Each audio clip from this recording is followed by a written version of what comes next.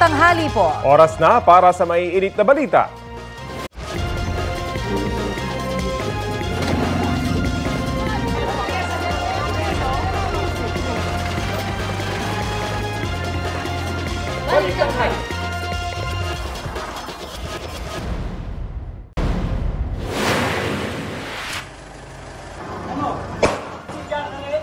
Kuha po sa cellphone video ang pagpapaputok ng baril ng isang kagawad sa Malabon habang kinukumpronta ang ilang lalaki.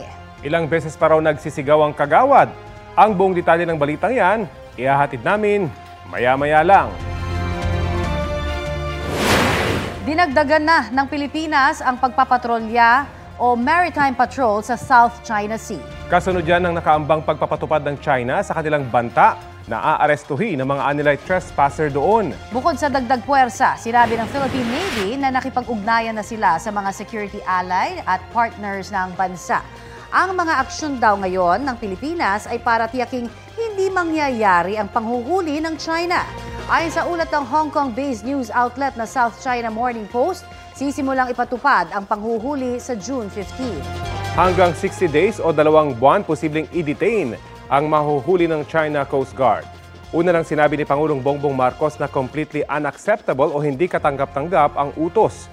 Bahagi ang West Philippine Sea na nasa exclusive economic zone ng Pilipinas sa mga inaangking teritoryo sa 9-dash line ng China.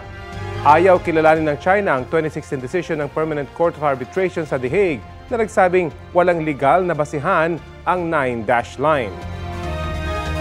Nakikiisa sina Pangulong Bongbong Marcos at Vice President Sara Duterte sa mga Pilipino ngayong ipinagdiriwang po ang Araw ng Kalayaan. Ayon kay Pangulong Marcos, nananatili pa rin nagkakaisa ang mga Pilipino kahit mahigit 1 siglo na ang nakalilipas mula nang makalaya tayo sa mga mananakop. Nananatili raw buhay ang diwa ng kalayaan sa mga Pilipinong araw-araw na lumalaban ng patas. Dapat daw patuloy na patatagin ang isang bansang makatarungan, progresibo at malaya. Para naman kay Vice President Duterte, nakalaan ang araw na ito sa pag-alala at pagkilala sa mga sakripisyo ng ating mga bayani. Paalala rin daw ito na dapat nating ituloy ang pagtutulungan at pagkakaisa para sa isang matatag, mapayapa at maunlad na Pilipinas. Abiso naman sa mga motorista, isasara mamayang hapon ang ilang kalsada sa Maynila para bigyang daan ang pagdiriwang ng Araw ng Kalayaan. Ayon sa MMDA, mula 1:00 ng hapon hanggang 10:00 ng gabi, sarado ang ilang bahagi ng Ross Boulevard at TM Calao. Gayon din ang magkabilang linya ng P. Burgos Avenue at Finance Road. Pati na ang Bonifacio Drive mula Anda Circle hanggang P. Burgos. Para sa iba pang detalye sa mga alternatibong ruta, bisitahin ang Facebook page ng MMDA. Ito ang inyong Regional TV News. Ihatid na po natin ang mga balitang nakalap ng GMA Regional TV mula naman sa Luzon. Kasama po natin si Chris Zuniga. Chris? Salamat, Connie. Patay sa pananambang ang isang dating sundalo sa Tinambak, Camarines Sur. Habang sa Dagupan City, Pangasinan naman na hulikam ang pagnanakaw sa loob ng isang bahay. Ang mainit na balita hatid ni Chris Novello ng GMA Regional TV, Balitang Bicolandia. Kita sa CCTV ang isang lalaking dahan-dahang pumapasok sa gilid ng isang bahay sa Dagupan, Pangasinan. Maya-maya tangay na ng lalaki ang isang itim na bag. Ayon sa biktima, gising silang lahat ng mangyarang insidente bandang 1:00 ng madaling araw. Naka-open lahat ng doors, kaya kampante kami na hindi kami papasukin kasi gising pa kaming lahat. Pero yun nga, hindi namin alam na ganun kalakas yung loob niya. Natangay ng sospek ang abot sa 15,000 pisong cash. Tiniyak ng barangay na paigtingin ng pagroronda tuwing gabi at madaling araw para maiwasan ang mga nakawan. Patay ang isang batang 5 taong gulang matapos malunod sa swimming pool sa isang resort sa Calasiao, Pangasinan. Batay sa investigasyon, iniwan sandali ang biktima ng kanyang ama at nang bumalik ay nalunod na ang bata. Sinubukan pang i-revive ang bata. Binubumbalik. Hindi nyo na siya natulungan. Hindi. Ayon sa Calasiao Police, hindi napansin ng pamilya na napunta sa pinakamalalim na bahagi ng pool ang bata. At wala siguro, naalis yung 2 ngipin niya sa harap. Pinuntahan ng GMA Regional TV 1 North Central Luzon ang resort pero tumanggi ang pamunuan nito na magbigay ng pahayag. Ayon sa pamilya Agsalud, nakikipag-areglo sa kanila ang pamunuan ng resort. Yun din ang tinitignan natin ng investigation, yung mga parameters na safety precaution nila na kung anong makakulangan doon sa resort. Patay matapos pagbabarilin ang isang dating sundalo sa Tinambak, Camarines Sur. Ayon sa pulisya, pauwi na sana sa bayan ng Bombon ang biktima ng tambangan siya. Sugatan din ang live-in partner ng biktima. Meron po tayong tinitingnan na anggulo na posible pong may kinalaman po sa dating trabaho po nung biktima na siya po ay dati pong former member ng Philippine Army. So ngayon po, isa pong anggulo na tinitingnan po natin na baka po ang ating perpetrator ay miyembro po ng mga kabilang grupo po. Sinubukan ng GMA Regional TV na kuhanan ng pahayag ang pamilya ng biktima pero tumanggi muna silang magkomento. Mula sa GMA Regional TV Balitang Bicolandia, Chris Novello nagbabalita para sa GMA Integrated News. Mabibilis na balita tayo sa mga probinsya. Sumalpok sa papatawid na SUV sa Bantay, Ilocos Sur ang isang motorsiklo. Sugatan ang rider at nabalian ng tadyang.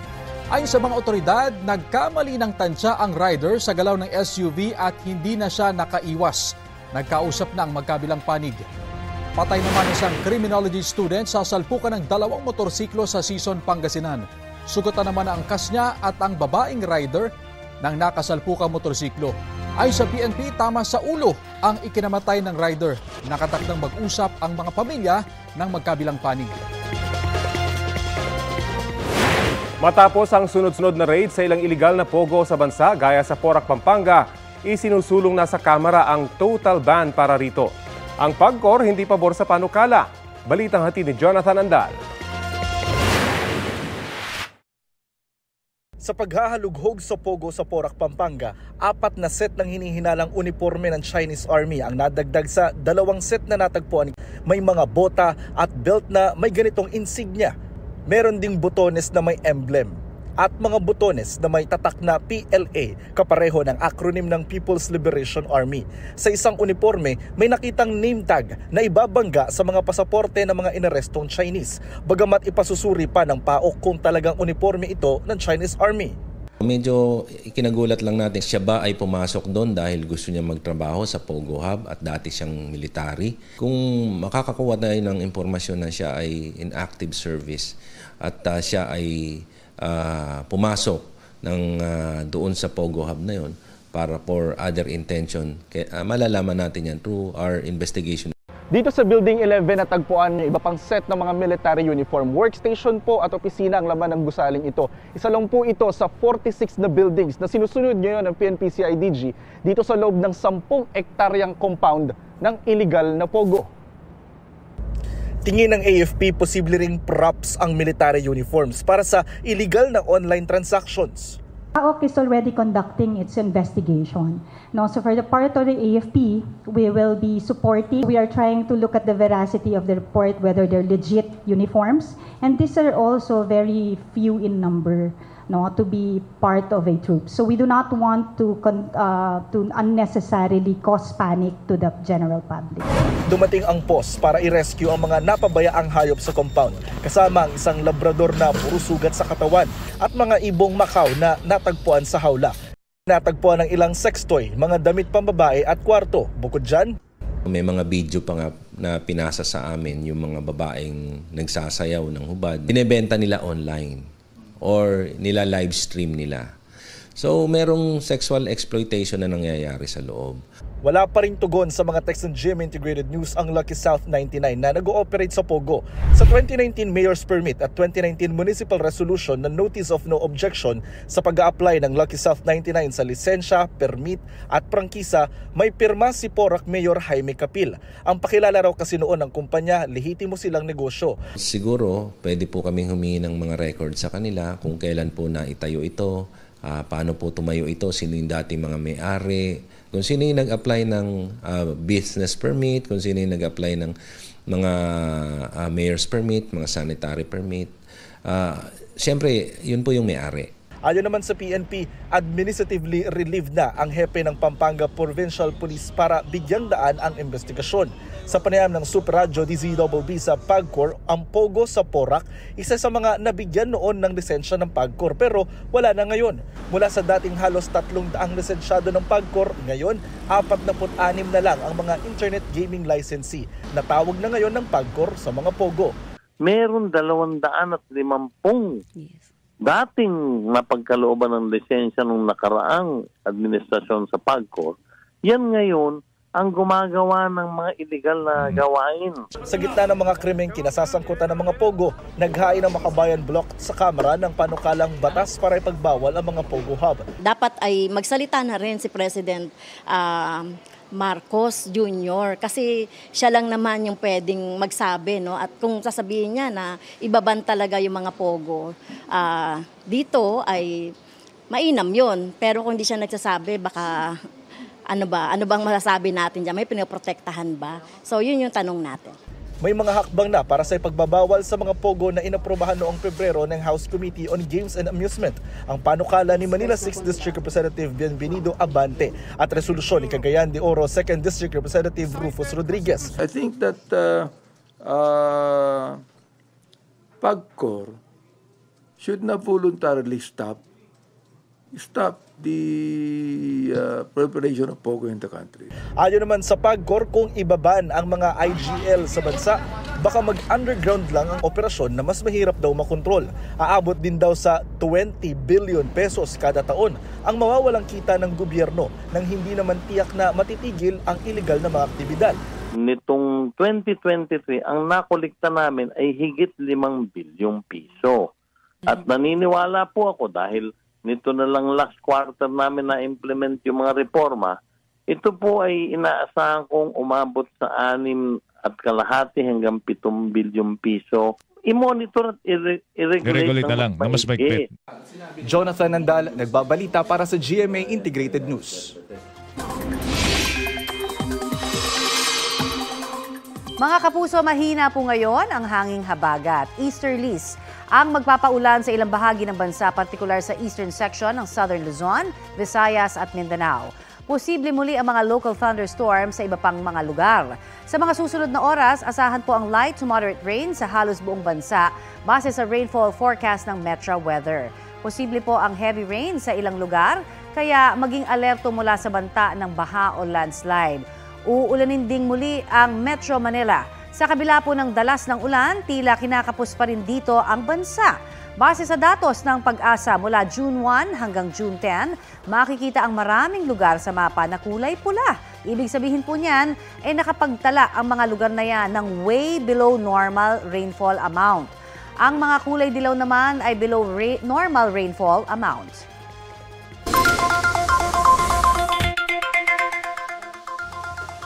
Samantala, abiso naman po sa mga customer ng Meralco, may nakaambang taas singil sa kuryente ngayong pong Hunyo. Ayon sa Meralco, dahil po yan sa pagtaas ng pass-through charges o yung mga singil na ipinapasa sa consumer. Para hindi maging mabigat sa customers, nakikipag-ugnayan na raw ang Meralco sa kanilang suppliers na unti-untiin ang paniningil ng generation costs hanggang Agosto. Pati na ang wholesale electricity spot market o WESM charges. Iniutos na rin po ng Energy Regulatory Commission sa distributors sa Luzon at Visayas Grid na hintayin muna ang final billing mula sa WESM bago mag-issue ng bill ngayong buwan. Dahil susundin yan, maaaring madelay ang pagdating ng bill ng Meralco ngayong buwan. Ito na ang mabibilis na balita. Isang babaeng Vietnamese na walang damit ang nakita ng mga otoridad sa NAIA Terminal 3 nitong Sabado. Sa inisyal na investigasyon ng Manila International Airport Authority na offload ng immigration sa kanyang flight papuntang Ho Chi Minh, Vietnam ang babae. Dumiretso raw ang babae sa comfort room at nang lumabas ay nakahubad na. Binigyan ng mga tauhan ng NAIA ng damit at pagkain ang babae. Matapos mapakalma ng medical team, pinayagan na siyang bumiyahe pa Vietnam kinabukasan. Sinisika pa ng GMA Integrated News na kumuha ng pahayag at dagdag na impormasyon mula sa Bureau of Immigration. Arestado ang isang lalaki sa Maynila dahil sa pangmomolestya umano sa isang batang 12 taong gulang. Batay sa investigasyon, Niyaya ng suspect na sumakay sa kanyang tricycle ang biktima. Dinala raw ng suspect ang biktima sa madilim na lugar at hinalay gamit ang isang matulis na bagay bilang panakot. Nagsumbong ang bata sa kanyang pamilya. Depensa ng suspect, nilapitan niya ang bata pero wala raw siyang ginawang masama. Inamin din niyang gumamit siya ng marijuana noong araw na yun. Sabi pa niya, karelasyon niya at galit sa kanya ang ina ng bata. Tumanggi magbigay ng pahayag ang ina ng biktima. Mahaharap ang suspect sa kasong acts of lasciviousness at paglabag sa Special Protection of Children Against Abuse, Exploitation, and Discrimination Act. Pinasasampahan ng reklamo ng DSWD ang isang opisyal ng barangay sa Davao del Sur na kumuha umano ng ayuda para sa mga buntis. Balitang hatid ni Marisol Abduraman. Kahapon sa DSWD. Inilabas ng babaeng ito ang kanyang tuwa nang mag-post sa social media matapos makatanggap ng ayuda mula sa Department of Social Welfare and Development o DSWD sa Davao del Sur. Ipinakita pa na nagdadalang taong recipient ang sobrang may lamang 10,000 pisong cash aid sa ilalim ng Assistance to Individuals in Crisis Situation Program o AICS. Pero ang kanyang tuwa napalitan ng hinagpis. Sakit kayo, grabe ka. Sakit kay grabe ang bukina dito. Sa maluoy, buntis pa dyan ko. Kwento niya, ipinatawag daw siya sa kanilang barangay at kinuha ang nakuhang ayuda. At ang sinoli sa kanya, nasa 1,500 pesos na lang. Kulang na ng 8,500 pesos. Ang viral social media post, umani ng samot-saring reaksyon at nakarating na rin sa DSWD. Ipinag-utos ni DSWD Secretary Rex Gatchalian ang pagsasampa ng reklamo laban sa barangay official na kumuha ng ayuda. Ang sumbong daw ng babae sa DSWD, kinuha ang kanyang ayuda para daw mas maraming makatanggap. Ongoing na fina-file yung affidavit of complaint. Dahil nga nakikita natin na may grave abuse of authority yung barangay official dahil kinuha yung halaga na natanggap mula sa DSWD. Tinitignan din natin yung graft and corruption, coercion, kasi maaari namang yan na mag-fall under robbery. Hininga namin ng pahayag ang itinuturong barangay official.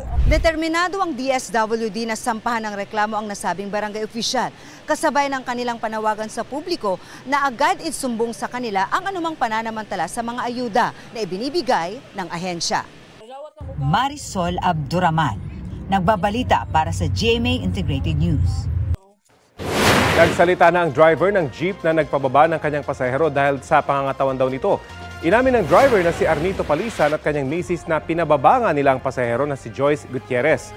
Paliwanag nila, namukhaan nila si Gutierrez na dati rin nilang naging pasahero sa dati nilang jeep. Nagkasagutan na rin daw sila noon kaya para hindi na maulit ay pinababa na nila si Gutierrez at sinabihang mataba. Humihingi naman sila ng tawad at aminadong mali ang kanilang nagawa. Inamin din nilang apektado na ang kanilang kabuhayan dahil sa viral post. Inisyuhan na ng show cause order ng LTFRB si Palisan kaugnay sa insidente at pinahaharap sa tanggapan sa June 14. Dadalo naman daw ang mag-asawa. Nakaupo sa motorsiklo habang nagse-cellphone ang lalaking iyan sa Cebu City. Maya-maya, lumapit sa kanya isang lalaki at saglit na nakipag-usap. Nagalit ang suspect at sinipa ang motorsiklo. Binalibag din niya sa semento ang biktima. Nabagok ang ulo ng biktima at nasawi matapos ang ilang araw. Nahuli na ang tumakas na suspect. Paliwanag niya, tinutubos na sana niya ang sinanglang cellphone sa biktima. Pero sabi ng biktima, naisangla na rin daw niya ito sa iba. Naharap ang suspect sa reklamong murder. Humihingi siya ng tawad sa nagawa. Arestado ang isang barangay kagawad sa Malabon matapos magpaputok ng baril. Ang suspect nakainom. Ang insidenteng nahulikam sa balitang hatid ni James Agustin.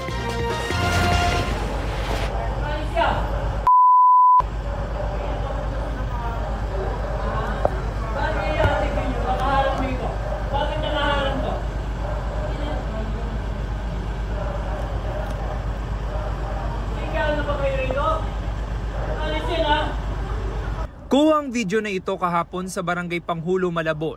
Galit na kinokompronta ni Kagawad Jaime Domingo ang ilang lalaki. May hawak siyang baril sa kanang kamay. Inutos niyang ibalik sa kalsada ang isang maliit na lamesa at ilang upuan. Kita na kinalabit niya ang gatilyo ng baril pero hindi ito pumuto hanggang sa palitan niya ang magazine. Sa video na ito, kita na ang nag-abot sa kanya ng ipinalit na magazine ay ang kanya umanong asawa. Sa isa pang video, kita naman na nagpuputok ng baril si Kagawad habang hawak ang damit ng isang lalaki. Ano? Siga ka rin? Ha? Sino sigasin nyo rito? Ako okay kayo. Buti na lang hindi tinamaan ng lalaking kinumpronta niya. Kwento ng nanay ng lalaki patapos na mag-inuman ng kanyang anak at 5 iba pa nang dumating si Kagawad. Pagbaba niya ng sasakyan niya, may hawak na siyang baril. Yung mga kabataang nakapwesto dito, nagpasukan sa bahay na to. Yung iba, nagpulasan sila. Yung anak ko naiwan dito sa gilid. Naiwan dito sa gilid. Yun na siya. Siya na yung nilapitan. Hinatak siya. At the same time, binaril na yung sa may bandang paanan. Ilang beses pa raw nagmura at nagsisigaw ang Kagawad at sunod-sunod na nagpaputok ng baril. Akala ko ang anak ko hindi na mabubuhay. Kasi ang sabi niya, gusto mo patayin ko sa harapan mo? Kriminal ako. Kaya kong pumatay. Sabi niya ganun, papatayin ko sa harapan mo. So bilang magulang, sobrang takot na baka mamaya nga, patay na yung anak ko. Kasi patuloy pa rin siya sa pagpapaputok ng baril. Rumisponde ang pulisya sa lugar matapos makatanggap ng tawag mula sa emergency hotline 911. Pinuntahan nila ang bahay ni Kagawad at siya ay inaresto. Nabawi sa kanya ang ginamit na baril. Na-recover din ng mga pulis sa mga basyo ng bala. Ang nakuha natin sa kanya ay isang caliber 45 at may 6 na basyo ng baril na at saka 2 deformed na fired bullets. Pinakita niya itong mga kaukulang dokumento, no? Mayroon siyang LTAF, mayroon siyang firearms registration at mayroon din siyang permit to carry firearms. Sinailalim si Kagawad sa paraffin test habang ang kanyang baril ay isa sa ilalim naman sa ballistics examination. Kami ay gagawa ng kaukulang request para ito ay iparibok yung kanyang mga dokumento dito sa baril. Lumalabas sa imbestigasyon na nakainom si Kagawad ng mga oras na yun. Ang dahilan ng kanyang ikinagalit. Ang sabi niya ay dahil nagiinuman yung mga involved dito dahil doon sa harap ng bahay niya. At yun nga, ang sabi niya, iniwan yung mga tables at saka yung mga upuan at nadatnan niya. Tapos hindi man lang nilinis doon sa tapat ng bahay niya. Sinampahan na si Kagawad ng mga reklamong grave threat at alarming scandal. Nakakulong siya ngayon sa Malabon City Police Station. Sinubukan namin siyang kunan ng pahayag pero hindi siya tumugon sa mga tanong namin. James Agustin, nagbabalita para sa GMA Integrated News. Ito ang inyong Regional TV News. Alamin na natin ang mga balita mula sa Visayas at Mindanao. Kasama natin si Sarah Hilomen Velasco. Sarah? Salamat, Rafi! Patay sa tama ng kidlat ang isang minero sa Giwan, Eastern Samar. Habang sa Cebu City, arestado ang isang lalaking nanakit ng mga babae dahil ayaw raw niya sa mga magaganda. Ang mainit na balita hatid ni February Dumabok ng GMA Regional TV Balitang Bisdak. Kalaboso ang isang lalaki matapos manuntok ng mga nakakasalubong niyang babae sa Cebu City. Base sa investigasyon, nangyari sa magkakahiwalay na lugar ang mga insidente ng pananakit. Nagtamo ng pasa sa mata at ilong ang mga biktima. Na-trauma rin daw ang mga babae. Paliwanag ng suspect, ayaw niya sa mga magagandang babae dahil mga fake raw. Desidido ang mga biktima na magsampa ng reklamong serious physical injuries. Patay sa pamamaril ang isang lay minister sa Villaba, Leyte. Ayon sa Villaba Police, pauwi na ang biktima galing sa pagsiserve sa misa nang mangyari ang pamamaril nitong linggo. Nakuha mula sa crime scene ng mga bala ng kalibre 45 pistola. Patuloy na inaalam ang suspect at ang motibo sa krimen. Isa ang patay matapos tamaan ng kidlat sa isla ng Humunhon sa Giwan, Eastern Samar. 7 naman ang sugatan na nagtamo ng mga paso. Ayon sa Giwan MDR-RMO, nagtatrabaho ang mga biktima sa isang minahan at sumilong muna dahil sa malakas na pag-uulan. Tumama raw ang kidlat sa poste malapit sa pinagsilungan nila. Dinala sa mainland sa Giwan ang mga biktima para ipagamot. Ayon sa MDR-RMO, sinagot ng mining company ang gastusin ng mga biktima. palaging makinig talaga sa mga advisories, lalo na sa weather condition. Pag may anunsyo ng thunderstorm, dapat hindi yan baliwalain, seryosohin. Mula sa GMA Regional TV Balitang Bisdak, Femery Dumabok, nagbabalita para sa GMA Integrated News. Si LGU ang 4 na sangkot sa umano'y paninira ng mga puntod sa sementeryo roon. Ayon sa City Environment and Natural Resources Office, nabisto ang modo sa Bolonsuri Cemetery sa Barangay Kamamanaan. Target daw ng mga sospek ang mga puntod na malapit ng mag-death anniversary. Wawasakin daw nila ang puntod at aabangan ang mga bibisitang kaanak para kontratahin na ipaayos ito. Payo ng mga otoridad, i-report sa kanila ang mga sirang puntod para maaksyonan. Dahil po sa mataas na presyo ng karneng baboy, mas maraming bumibili ng manok sa ilang pamilihan. Tiniyak naman ng Department of Agriculture na kaya masustain ang supply nito sa demand. Nasa 160 hanggang 220 pesos ang kada kilo ng manok base sa price monitoring ng DA.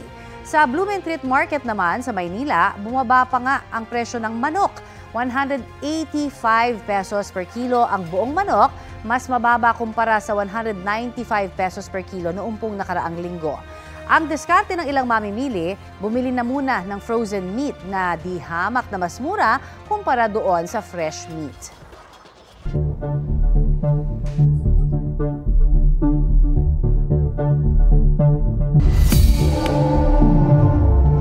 Siyam na araw matapos pumutok ang Bulkang Kanlaon, baha naman ang namerwisyo sa La Castellana sa Negros Occidental. Dagdag detalye tayo sa ulat on the spot ni Eileen Pedreso ng GMA Regional TV, One Western Visayas. Eileen? Rafi, upang masiguro ang zero casualty at kaligtasan ng mga residente na nakatira malapit sa mga ilog sa bayan ng La Castellana sa Negros Occidental, muli na namang nagsagawa ng forced evacuation ng mga residente ang LGU. Dahil sa baha na dala ng malakas na ulan, ilang residente sa 3 barangay sa bayan ng La Castellana ang nilikas kahapon ng hapon. Kabilang dyan ang mga residente mula sa mga barangay ng Biak na Bato, Kalapnagan at Bulucanag. Ayon sa mga evacuee na nakausap ng news team mula sa barangay Biak na Bato, karamihan sa kanila ay nakatira malapit sa ilog. Ilang beses na umano silang pinagsabihan ng LGU simula nang rumagasa ang lahar kasunod ng paputok na Mount Kanlaon. Nalisanin na muna ang kanilang lugar dahil delikado. Ngunit ngayon lang sila nagdesisyon na sundin ang abiso ng LGU dahil sa pag-aalala na rin na iwanan ang kanilang mga bahay at mga alagang hayop. Ayon naman sa Canlaon Volcano Observatory, naging manipis na ang nararanasang pag-agos ng abo at bato sa mga ilog galing sa bulkan. Muddy stream flow na lamang ito at hindi na lahar flow. Nilinaw rin ng PHIVOLCS na sa kabila ng bumababang seismic activity at volcanic earthquakes na naitatala sa bulkan, hindi ito nangangahulugan na wala ng posibilidad na pumutok pa itong muli. Samantala, nagsagawa ng aerial reconnaissance survey ang Philippine Air Force sa mga lugar na naapektuhan ng pagputok ng Mount Kanlaon. Kasamang iba't ibang departamento at ahensya ng gobyerno, inalam ang naging lawak ng pinsala ng eruption at ng lahar, partikular na sa bayan ng La Castellana. Kasabay nito, nagpalabas din ng abiso ang DENR na bawal munang magpalipad ng drone sa permanent danger zone ng bulkan habang nananatiling nasa alert level 2 pa rin ito. Sa ngayon, bumaba na ang kapal ng abo o usok na binubuga ng Mount Kanlaon. Patuloy pa rin na pinaalahanan ng PHIVOLCS ang mga residente na maging alerto. Rafi? Maraming salamat, Eileen Pedreso ng GMA Regional TV, One Western Visayas. It's time for Wednesday Latest, mga mare at pare. Pagsasama in one concert stage si Julian San Jose at si Stel ng SB19. Tiyak na back-to-back na bosesan at paghatawang hatid ng Asia's Limitless Star at miyembro ng P-Pop Kings. Para yan sa kanilang concert na Julie and Stel, ang ating tinig sa July 27 at 28 sa New Frontier Theater. This Saturday, June 15 na ang simula ng ticket selling para sa one-of-a-kind concert na yan. Nahuli kam sa CCTV ang pagtangay ng lalaking yan sa isang kambing galing sa isang farm sa San Mateo, Isabela. Ayon sa may-ari, hindi yun ang unang beses na nanakawan siya. Dati na siyang nawala ng 3 kambing. Inaalam ngayon ng pulisya ang pagkakakilanlan ng salarin. Ngayon pong araw ng kalayaan, itinaon ng ilang grupo ang protesta laban sa pag-angkin ng China sa ilang bahagi ng West Philippine Sea. May ulat on the spot si Ian Cruz. Ian? Yes, Connie, nagdaos ng kilos protesta ang grupong Bunyog Pagkakaisa Party sa tapat ng gusali ng Hillpuyat Avenue sa Makati, kung saan nga naroon ang konsulado ng China ngayong araw ng kalayaan.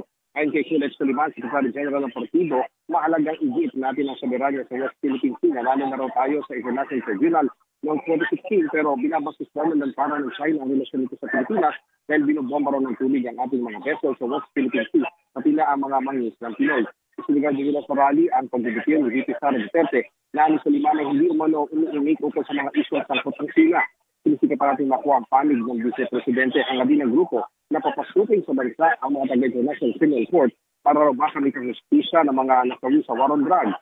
At ito nag-disperse din agad ang mga realista na bantay sarado ng Makati Police at ng mga taga-barangay BR. Samantala, may kilos protesta rin dito ang mga militanteng grupo malapit sa US Embassy sa Maynila bandang alas 10 ng umaga na magtakbuhan sa Ross Boulevard, kanto ng Calao, ang mga realista sa tapat ng Museo ng Pambata.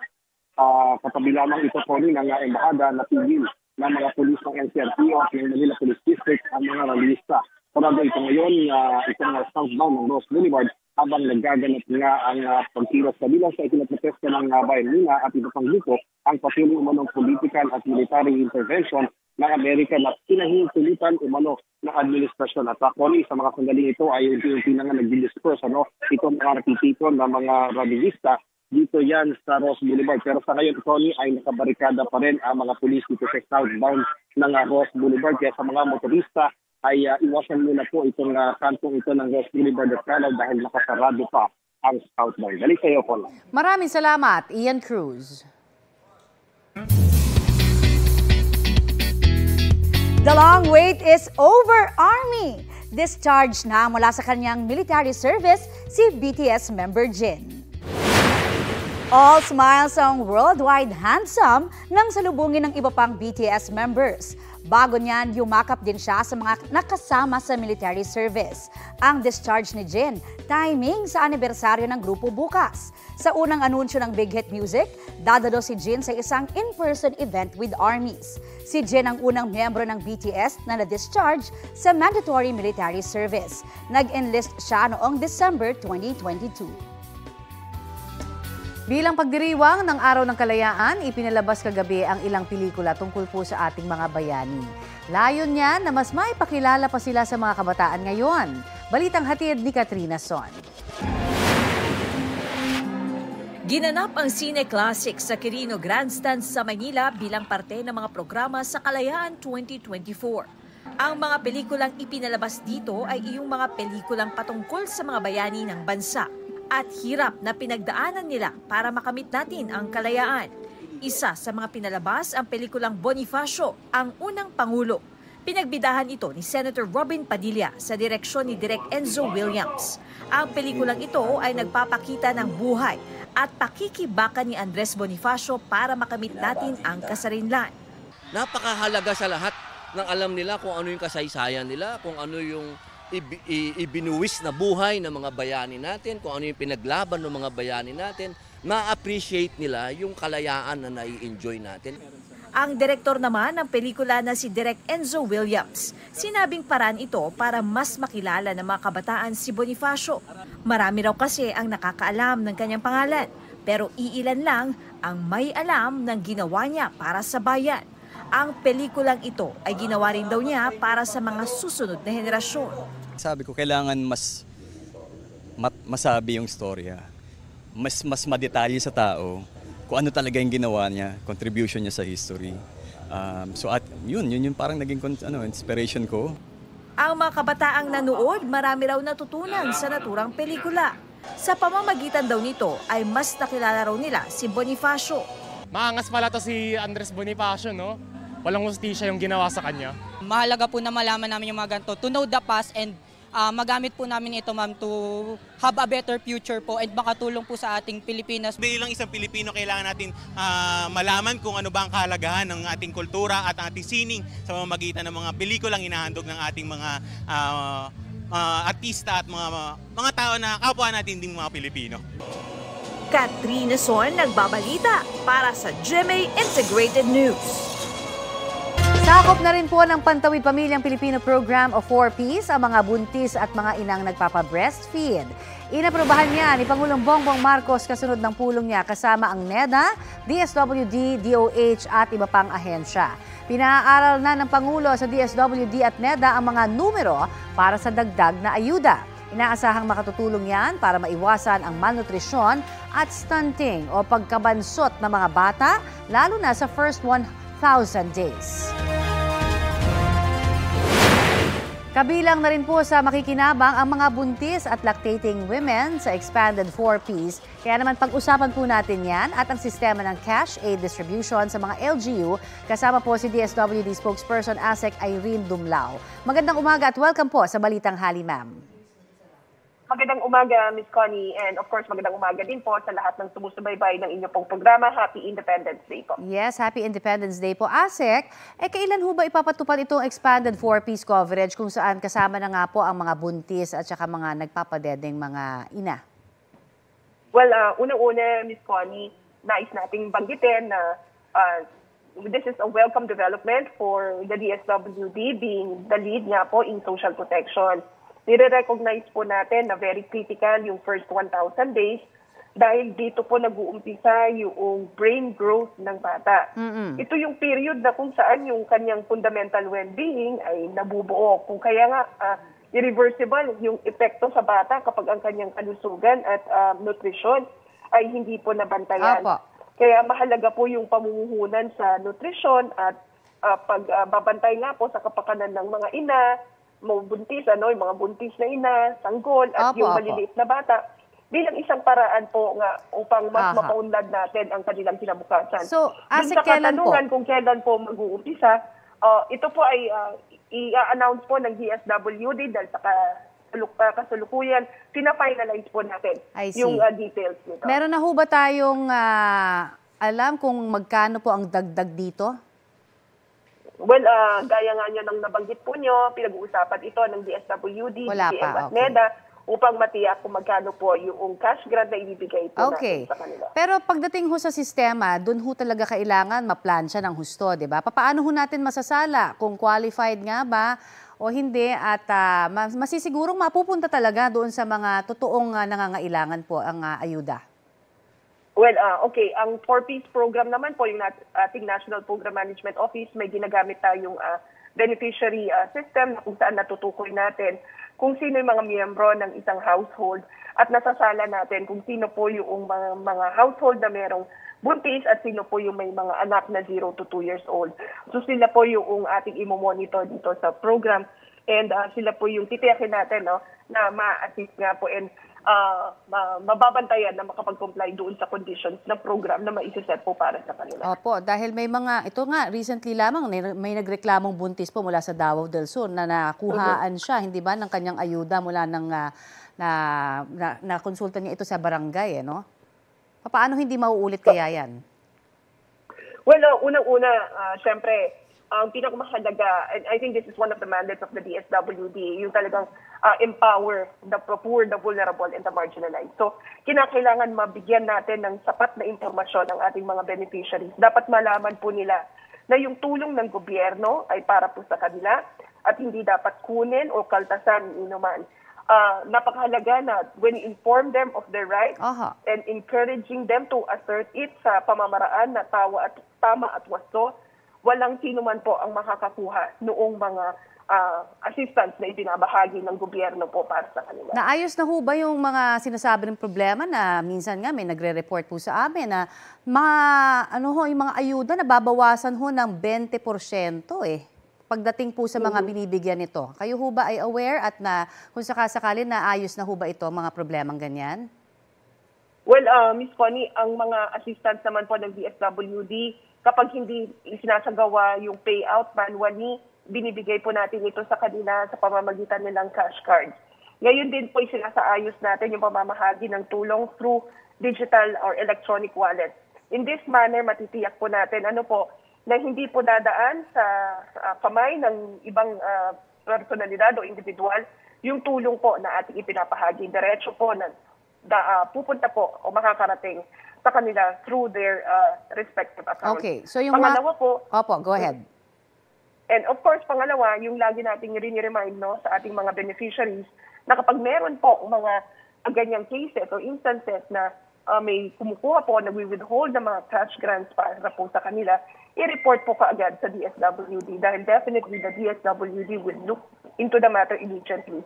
Okay, may hotline ho ba kayo na pwede nila hong tawagan? Tama, Ms. Connie.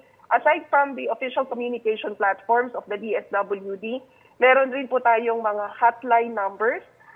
Maaari po sila magpadala ng mensahe o maaari rin po silang tumawag sa bilang na 0917, hinahanap ko, 0917-110-5686 o 0917-827-2543 o sa numerong 0919-911-6200. So maaari po sila magpadala ng mensahe through this platform. Maraming salamat po sa inyong oras na ibinigay sa amin sa Balitang Hali.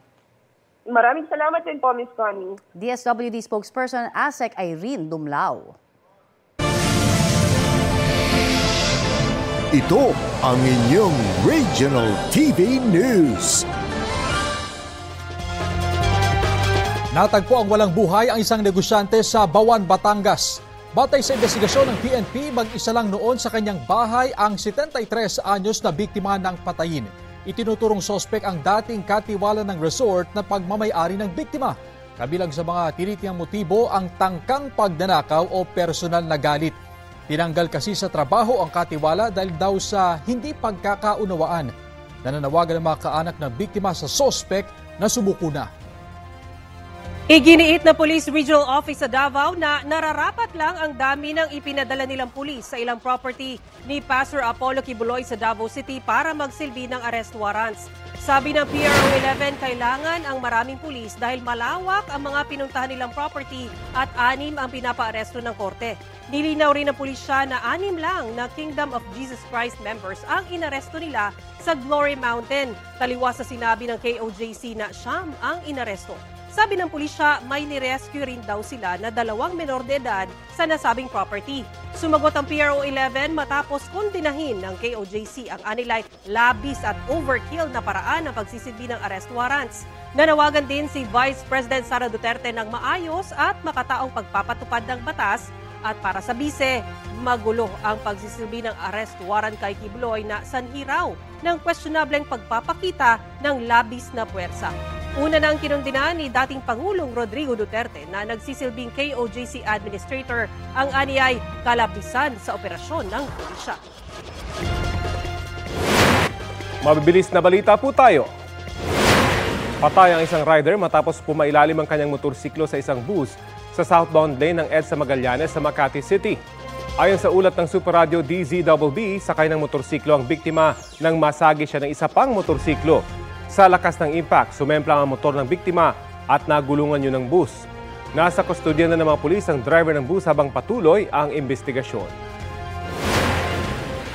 19 ang sugatan matapos sumalpok ang isang pampasaherong jeep sa isang poste sa Taytay, Rizal.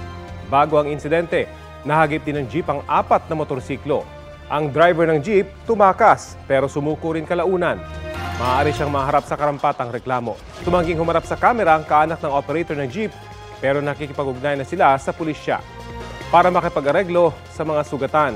Sasagutin din nila ang gastos sa ospital ng mga biktima at pagpapaayos sa mga nasirang motorsiklo.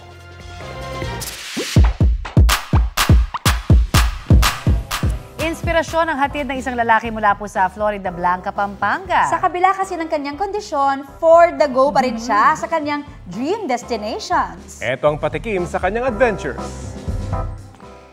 Piliin mo ang ganda ng kalikasan sa kabila ng kapansanan. Yan ang motto ng PWD mountaineer na si Bob Torato. Hirap man sa paglalakad dahil sa kanyang club foot, love pa rin ni Bob ang travel adventures na akit na niya ang highest peak sa Luzon na Mount Pulag at iba pang sikat na tourist sites. Extra challenge man sa bawat hakbang, motivated si Bob dahil may mga nai-inspire daw siya. Viral ngayon ang kanyang adventure vlogs. Bob, saludo kami sa inyong determinasyon na certified. Wow! Maligayang araw po ng kalayaan. Ito po ang Balitang Hali. Bahagi kami ng mas malaking misyon. Ako po si Connie Sison. Rafi Tima po. Kasama niyo rin po ako, Aubrey Carampel. Para sa mas malawak na paglilingkod sa bayan. Mula sa GMA Integrated News, ang News Authority ng Filipino.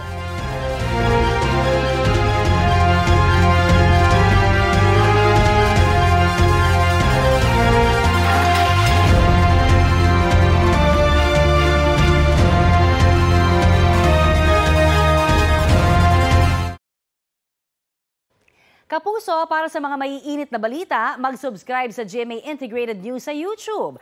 Sa mga kapuso naman abroad, subaybayan nyo kami sa GMA Pinoy TV at sa www.gmanews.tv.